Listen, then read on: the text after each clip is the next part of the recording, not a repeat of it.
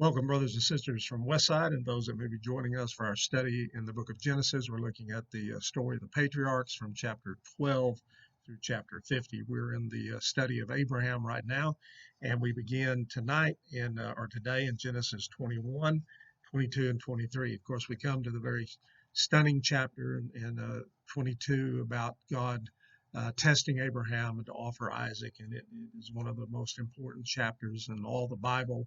I believe one of the ones that stands out to all of us as we consider what God is asking of him.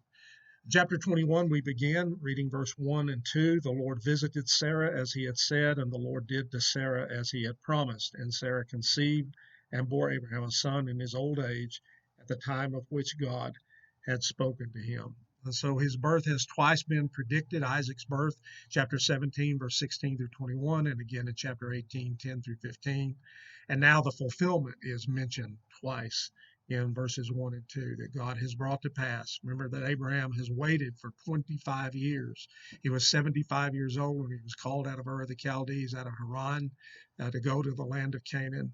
And now he has waited, and as he has grown into old age, we are told in these verses at verse 5 that he is 100 years old at the birth of Isaac.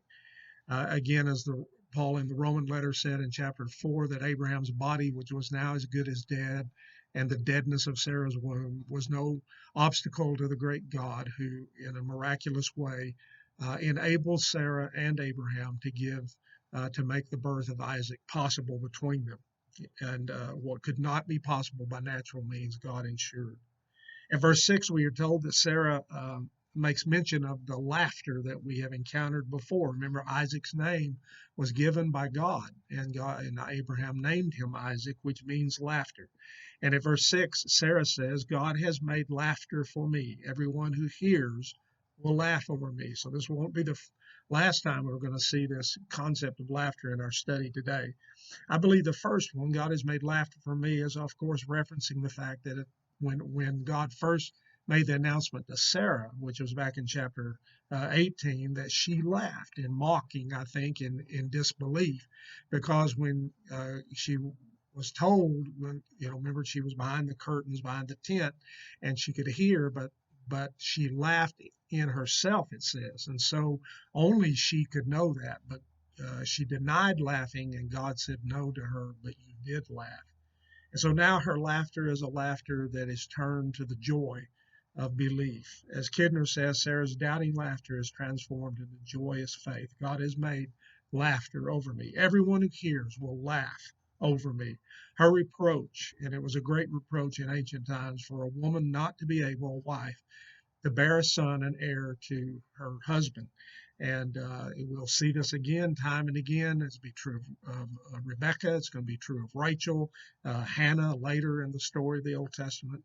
These women that were not able to bear was considered a great evil to them, a great reproach. But now everyone will rejoice. They will laugh. They will hear of what was impossible being done for Sarah. And so the child grows at verse 8 and was weaned. Ancient Near Eastern documents suggest that that age was probably 3 years old. Why we're dealing with wide area of ancient Mesopotamia all the way into the Fertile Crescent where we are in Palestine. So those documents come from everywhere. That's just an average of what you see in some of the ancient documents. The birth of Isaac, of course, has set up an impossible scenario for what had been the reason that Hagar, remember, the maid of Sarah, had been given to Abraham as a concubine, as a secondary wife, in order to bear a son to him. And remember, that was according to the legal codes that Abraham and Sarah would have known, would have been widely accepted in that day. So they believe they may have, because at that point, remember, it was only told that Abraham would bear, that there would become a son from his loins. Sarah is brought into that in later statements that are made.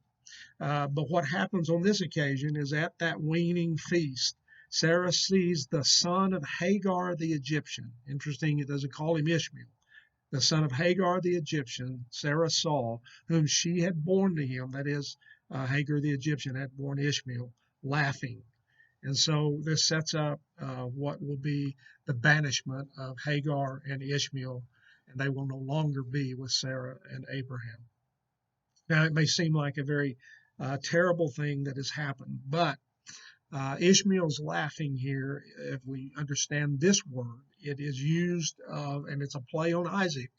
Obviously, that Isaac's name means laughter too. That the stem of the Hebrew root word that's used here, that Ishmael laughs, is only used a few times in the Bible, and it's always, as one commentator said, with nasty overtones. In Exodus 32 and verse 6, it talks about the people rose up and played at the golden calf. And that idea of the merriment there was obviously a terrible thing. They were committing sexual immorality in the worship of that golden calf. And so the mockery of the laughter of something that was evil. In Judges, the 16th chapter, verse 25, when Samson has been made blind by the Philistines and he's brought out to amuse them at that great feast where he will lean against the pillars that support that and bring it all down and kill more in his death than he had in his entire life of the Philistines. That mockery that they made of him. So that same word is what is used here of Ishmael. And it's obvious that he is making fun of Isaac and how could this be the heir when he, of course, remember, is so much older. He is now 14 years old. Abraham was 86 when Ishmael was born. So it sets up that scenario that even the New Testament bears witness to in Galatians chapter 4:29, that the son of the slave woman cannot inherit with the son of the free. Now, Paul makes a different usage of it there, and we're not going to take the time to look at that. But nonetheless, the concept is brought out of this chapter. And so at verses 10 and 11, since Hagar is still Sarah's maid, she said to Abraham, "Cast out this slave woman with her son. The son of the slave woman shall not be heir with my son Isaac." And the word cast there is the same word used back when Adam and Eve are cast out of the Garden of Eden, and Cain has to go away or is cast away from the presence of God because he had murdered his brother Abel. So it's a very graphic word, one of utter separation, and not in a good way, that something terrible is involved, as it was here with Ishmael, what he did toward Isaac.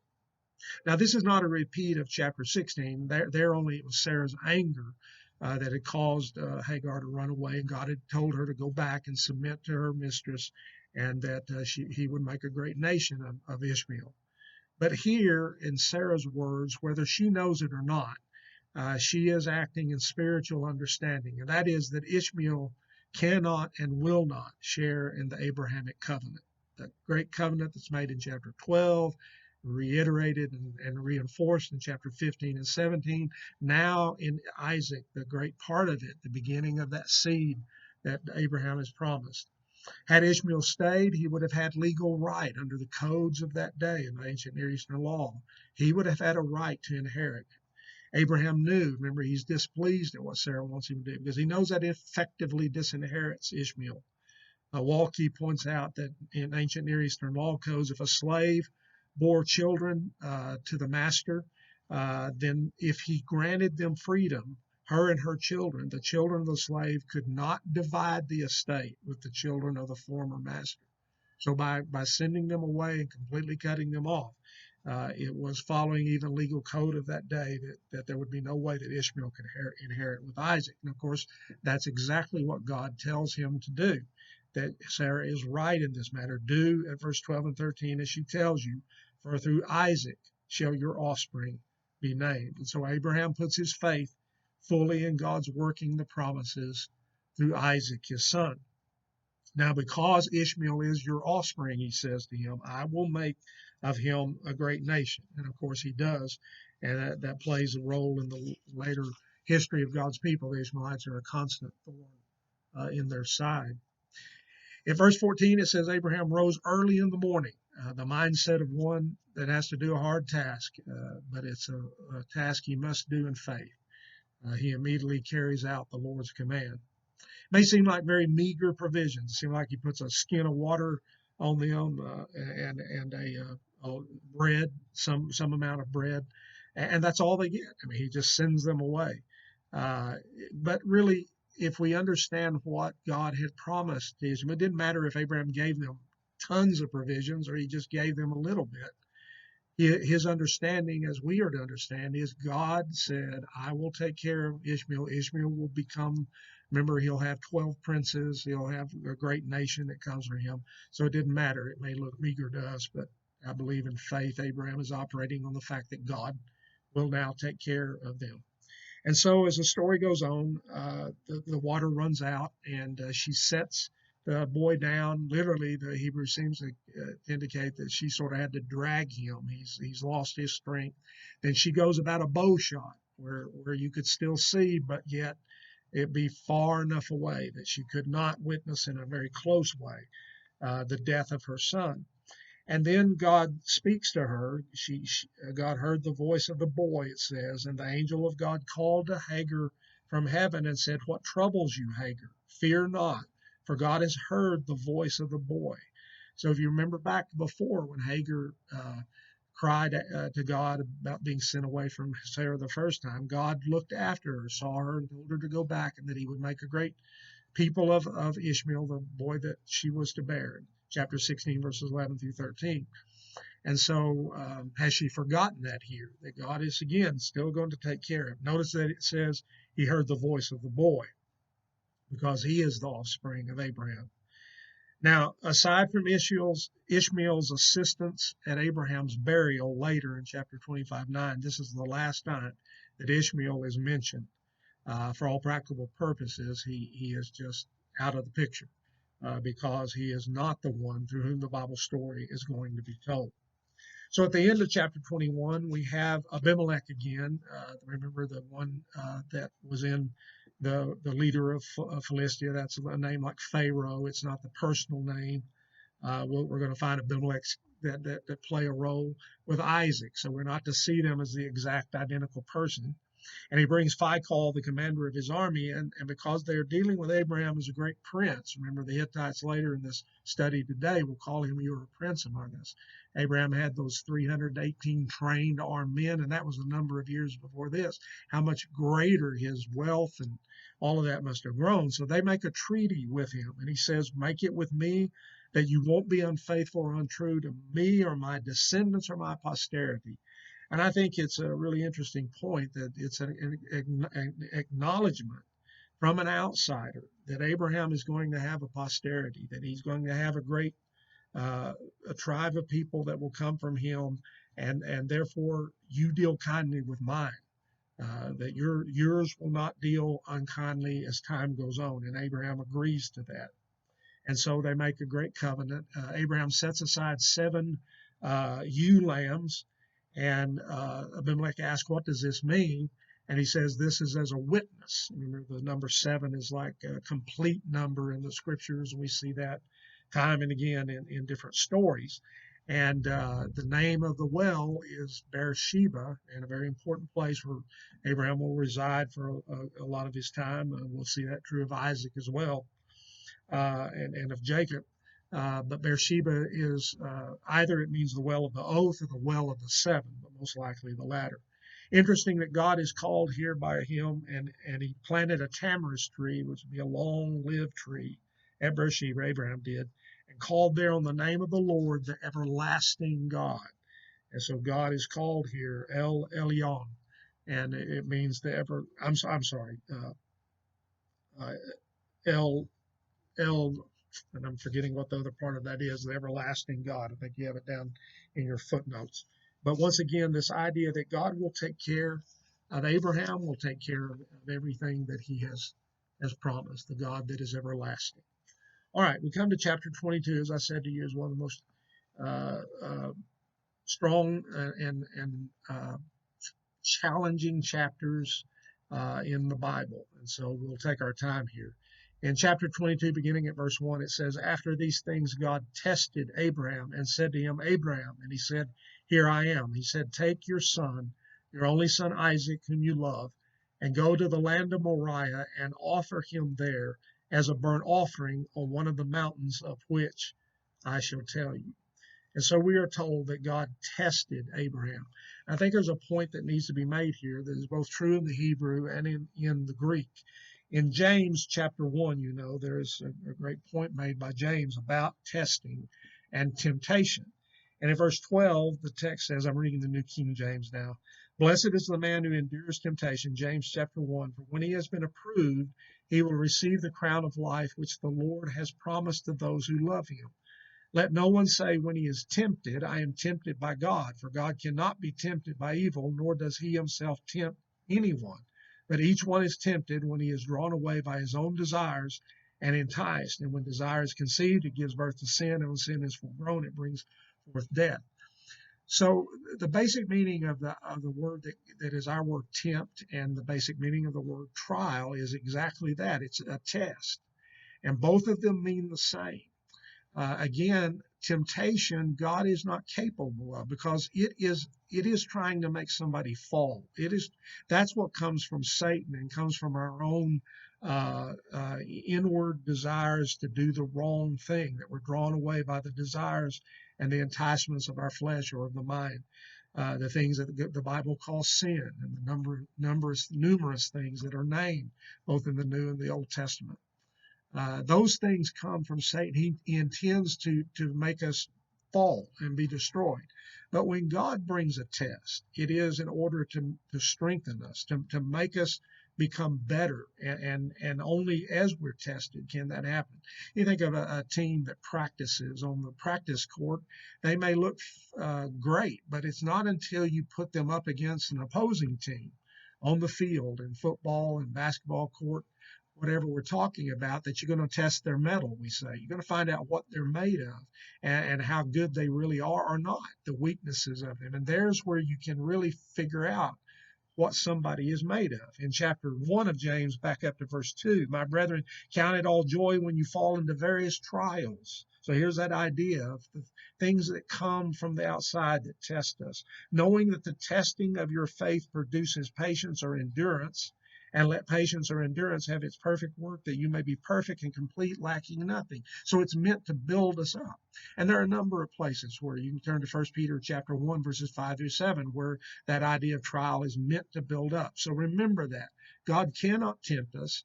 Temptation is impossible because that comes from evil, and there is no wickedness or evil in God. He can't let us not say that when we are tempted. That we are tempted by God, because God cannot be tempted, and neither does he tempt anyone. Now, Satan and God may use the same set of circumstances, Satan trying to destroy us, God trying to build us up. But God has the right to do this, and as we'll talk about later, the end of the story, why we need to understand he has the right to do that with us.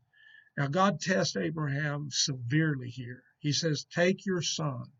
Remember how long he's waited for him. And this is a number of years later.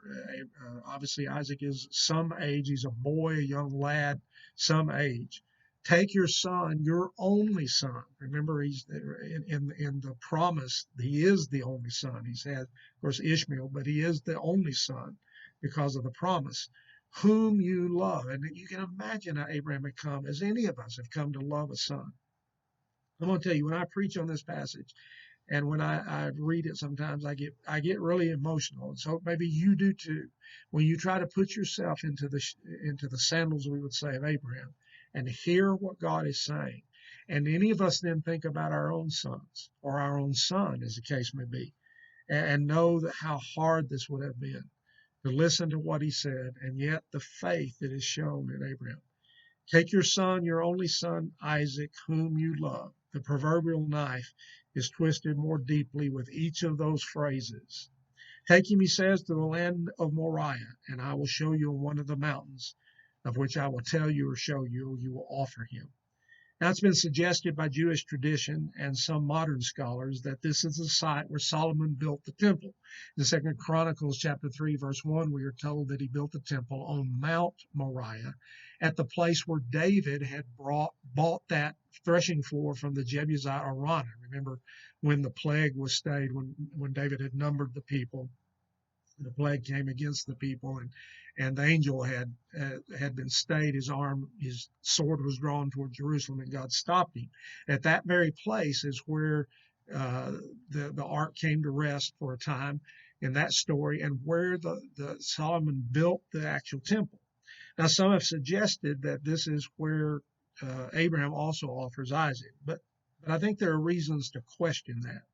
First of all, a trip from Beersheba, and we'll show this on the map at the end, to Jerusalem does not take 3 days. Now, I realize 3 days in Jewish reckoning does not have to be a full 24-hour period.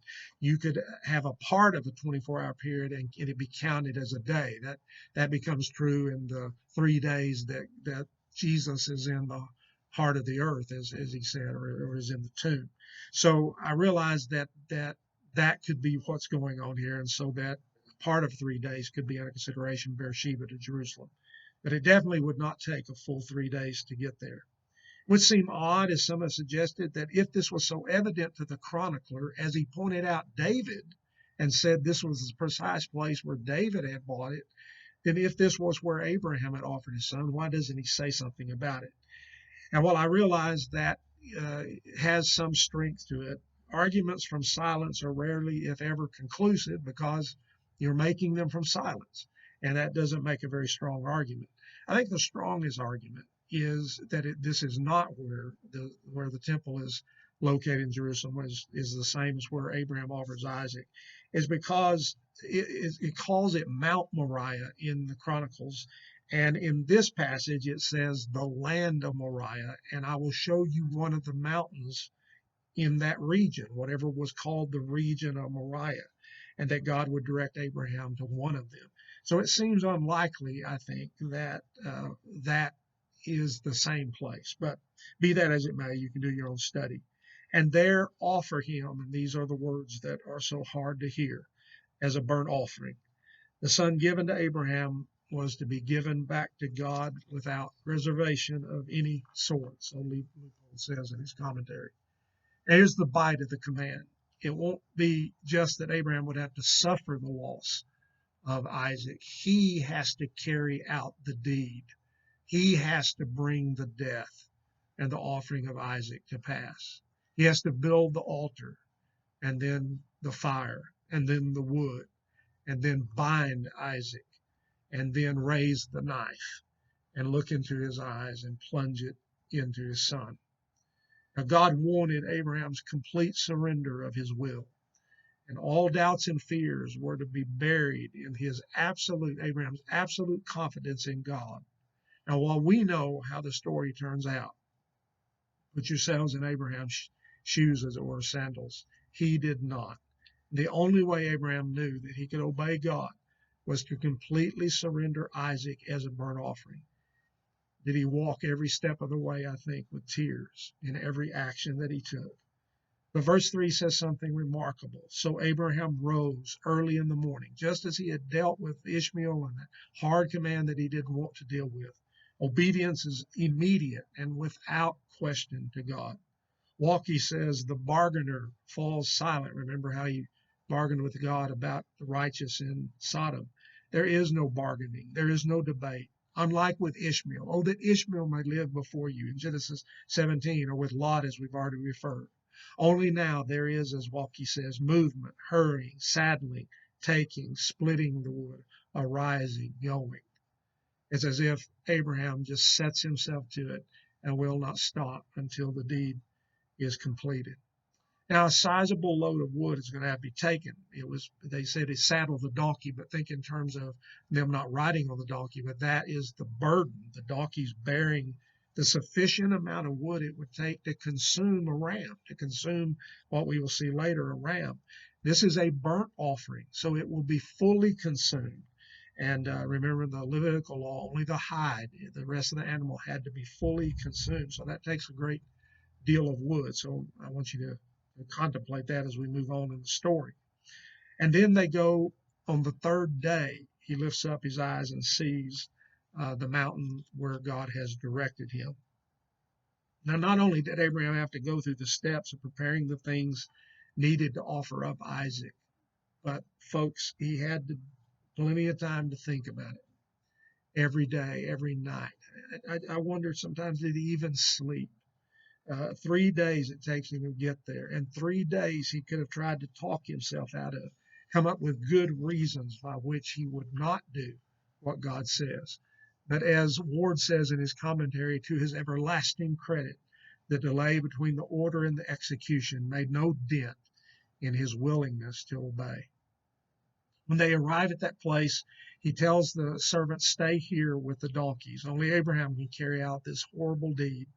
The servants could have not possibly understood. Remember that it's Abraham, God said of him in Genesis 18:19, that he will instruct his children and his household in the ways of the Lord.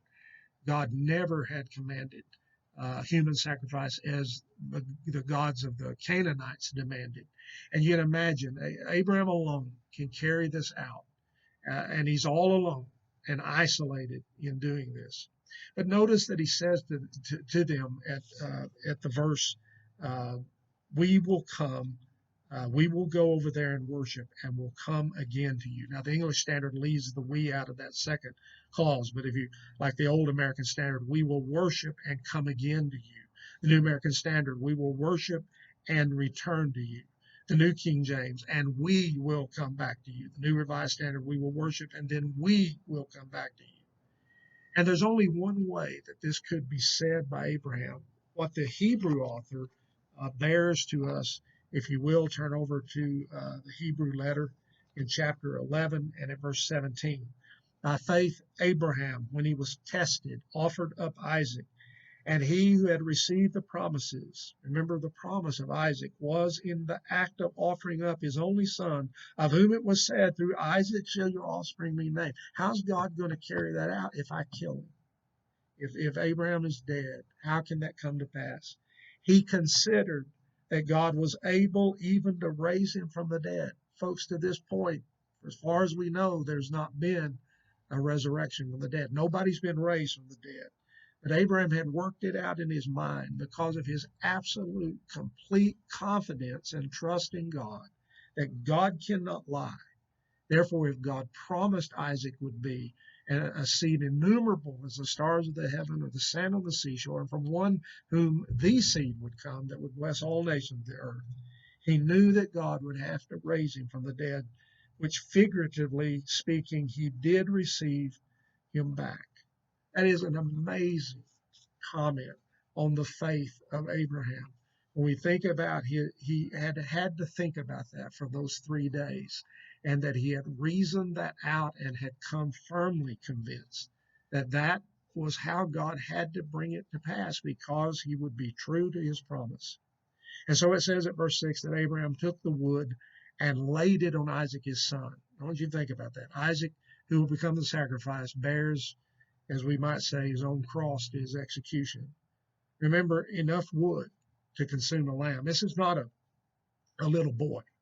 It's not some 6, 7, 8-year-old little boy. This is somebody that we consider more like a young lad who has the strength to carry such a load, maybe even older in teenage years, that it indicates to us. And so on their way there, Isaac asks his father, the fire and the knife, but the things necessary to offer a sacrifice. But where, and Abraham was carrying those, but where is the lamb? Isaac knows what a sacrifice involves. And Abraham's answer is amazing. He said, God will provide for himself, my son, a lamb. A remarkable answer. And I believe, again, born out of what the Hebrew author is saying, that even though he knew he had to carry out a terrible thing in sparing Isaac what he has to do, and saying what he said, he spoke the truth.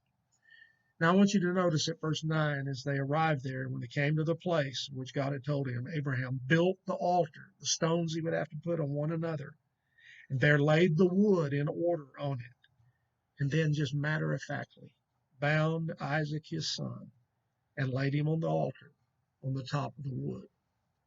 Now, I want you to think a little bit about Isaac. Note Isaac's submission. If he is strong enough to carry that amount of wood on his back, a load up a mountain, however tall it was, going to wherever they went to worship, he was old enough to carry that power and had that much might and strength. I'm going to tell you, I believe he was old enough to get away from an old man like Abraham. But there must have been mutual submission here. Abraham submitting to God, and Isaac submitting to his father and thus submitting to God. that I think forever tells us about the faith of Isaac. Sometimes we think Isaac gets such a little bit of information to us given the book of Genesis, and we don't really think of him, think more like Abraham and Jacob had the exciting parts. But I'll tell you, Isaac had to submit himself, I believe. The faith of Isaac is something we need to see. I believe Isaac stands as a clear type of Jesus Christ. He is the only son. He has taken up a hill bearing his own cross, as we would say, in the wood, to be slain by his father, to please God, while he has to silently submit, as Jesus did, to his own father. Except no one stayed the hand of God, as Abraham's hand will be stayed. God had to allow and kill his own son, as it were, in order that the world might be saved from their sins. Verse 10 has such graphic language. Abraham took the knife to slaughter his son. What graphic language. And then at that moment, when the deed is all but done in the mind of Abraham, it is done in his heart. The angel of the Lord, remember that? The angel of Yahweh, that one that we had seen back earlier in the book of Genesis, now appears again. Do not, he says, call to him from heaven, do not lay your hand on the boy. Nothing was standing between Abraham and his God. He had given everything, and that faith was proved in what he did. Now I know, God says. I mean, didn't an omniscient God, it's always argued, already know what Abraham would do? I think Walke presents the right understanding here. He says it focuses on the reality that God does not experience the quality of Abraham's faith until it's played out on the stage of history. We say it in our vernacular this way: there is knowing, and then there is knowing. What do we mean by that? You may have been a son. I mean, we are a son or a daughter. I'm saying you have parents that were living. You know what that is, but you don't know what it is until you actually become a parent, until you've actually experienced walking in their shoes. There is knowing something, intellectually, as we say, knowing it experientially, experience it to the fullness. Again, I understand the omniscience of God, we're never going to be able to explain all those kinds of things, except to understand, I think, that God walks in this world with us as truly as we walk, and that it is fully experienced in that way, that Jesus himself became obedient to death, even the death of the cross, that he became a person, a human being, and he fully experienced the very things that we do. There is knowing, and then there is knowing, as we would say. Now I know that you fear God, the complete subjection. There is nothing that can come short of totally giving yourself over to God. And so God swears then that he will do certain things for him. Right before that, at verse 14, Abraham says, the Lord will provide. You remember he said to Isaac on the way up, and he calls this place, this mountain, the Lord will provide. While we in the story have focused on Abraham's faith, the name that Abraham gives to this place. So Abraham called the name of that place, verse 14, the Lord will provide, as he said this day, on the mount, as it is said this day, to the time that Moses wrote, on the mount of the Lord it shall be provided. Abraham doesn't memorialize himself. He memorializes Yahweh. He memorializes the Lord. And the reader is to come away, as Hamilton says, from this story more impressed by God's faithfulness than with Abraham's compliance. By myself I have sworn, verse 16, because God could not lie. He didn't need to swear. And God could swear by no one else. There was no one higher than him. He swore by himself. The Hebrew author, remember, will make a great point of that in chapter 6 of the Hebrew letter, verse 13, verse 16 through 17. Because you have done this deed, because you have shown this kind of faithfulness, for sure, beyond doubt, beyond anyone questioning, I swear by myself. God swore by himself that all that he had said about the covenant would come to pass. And at verse 18 especially, in your offspring that will come through Isaac, shall all nations of the earth be blessed. And that is looking to the one seed, as Paul talks about in Galatians 2, Jesus Christ. The promise to Abraham and his offspring was never solely to be just for the Jewish people. From the beginning, this covenant was that all nations of the earth would be blessed. That universal understanding that the prophets spoke about. And as you remember in Acts 15, that they began to fully understand when the Gentiles were brought in at the time of Cornelius, and then more obeyed when they taught them at Antioch. Remember that they spoke to the Gentiles there. And then the great work of Paul, who was the apostle to the Gentiles, that all those passages in the Old Testament now make sense, that all these blessings were to come through Jesus Christ. And so chapter 2 reaches the climax of the Abrahamic narrative. Now we begin the conclusion of Abraham. In chapter 23, then, we open up with that Sarah lived 127 years. So Isaac is what? I asked you on one of the questions. He's 37 years old. Sarah was 90 when he was born, and so he's 37 when his mother dies, and that'll help us too to understand he is 40 when he gets married. So there's about a 3-year gap in here between that when Rebecca will come and be his wife. This whole chapter is, of course, he's now at Hebron, and we'll show a map in a minute about Hebron, where that is, very important biblical city, obviously also important in the roamings of Abraham, who's pretty much in all that southern area of what we call Judah, or Judea in the New Testament. Abraham dwells at Beersheba, we're told in chapter 21 and 22. At Hebron, he's here. At the Negev in the south, Isaac will dwell. Isaac is apparently where his father is when Rebekah comes, because he talks about the tent of Sarah, his mother. He took Rebekah into it. So Abraham never has a piece of the land except this. He negotiates and bargains with the Hittites. Remember that he had those allies of his that had gone with him at the Oaks of Mamre, which is another way of describing Hebron, and also another name we learned here, Kiriath Arba, but they are all the ancient place we know as Hebron. And he buys the cave of Machpelah, and there is today in the city of Hebron a mosque that apparently sits over that tomb place, because the Muslim peoples, Arabic peoples, count Abraham as their father through Keturah and Ishmael, and that's true that he was, and that the Jews also count Abraham as their father of the Jewish race. And so you have that place still probably memorialized, probably accurately so, that the cave is underneath there. Abraham will only ever own that. But here I think is the act of faith. He knows the land of Canaan is never going to be his. It is promised to his descendants. But by act of faith, he buries Sarah there. And Abraham will be buried there. And then later we will find out with the story of Jacob, that Jacob buried Leah there, that Isaac and Rebekah were buried there, and that he tells his sons, "Do not bury me in Egypt. Take me back and bury me there." And remember, Joseph does that, and his sons do that. And then Joseph, even him, at the end of the book of Genesis, will ask later that the children of Israel carry his bones from Egypt and bury him in the land of Canaan, because that is the land of promise. That is the covenant fulfilled, one of the fulfillments of the covenant that we have talked about in these lessons. All right, just show you a quick map so that you'll know where Hebron is. Remember, here is an inset of what the whole area looks like. And then I've drawn a line from Beersheba up to Hebron. Notice the lighter color where Hebron is. It's in the hill country. It's in the hill country, highest part of the land of Judea. And then you see the lower area where Beersheba is. About 30 miles apart as a crow flies, so about something like that. So these are the areas that we were dealing with today in our story. So thank you for our study, and we'll begin next week with chapter 24.